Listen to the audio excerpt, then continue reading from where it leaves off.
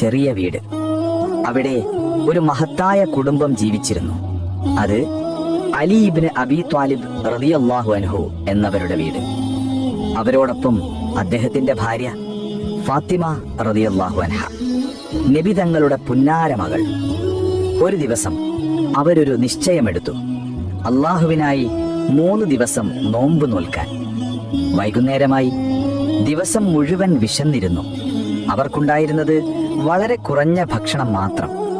അവർ നോമ്പ് തുറക്കാനിരിക്കുമ്പോൾ വാതിൽ തട്ടുന്ന ശബ്ദം കേട്ടു. വാതിൽക്കൽ ഒരു ദരിദ്രൻ. അവൻ ചോദിച്ചു, ഞാൻ വിശന്നിരിക്കുന്നു, എന്തെങ്കിലും തരുമോ?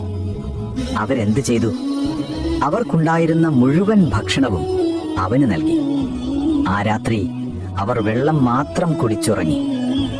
2-ാം ദിവസം വീണ്ടും നോമ്പ്.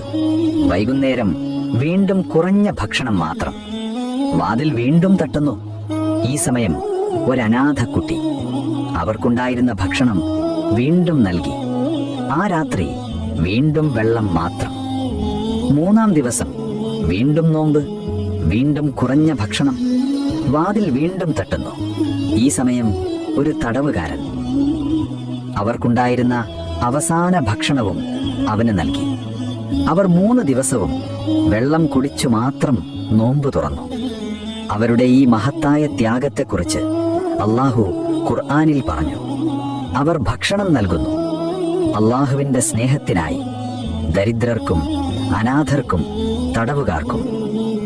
ഇന്ന് നമ്മൾ അധികമുള്ളപ്പോഴും പങ്കിടാൻ മടിക്കുന്നു.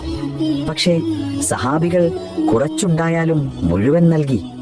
ഈ റമദാനിൽ നമ്മുടെ ഭക്ഷണവും നമ്മുടെ സമ്പത്തും ഒരു വിശക്കുന്ന ഹൃദയം നിറയ്ക്കട്ടെ.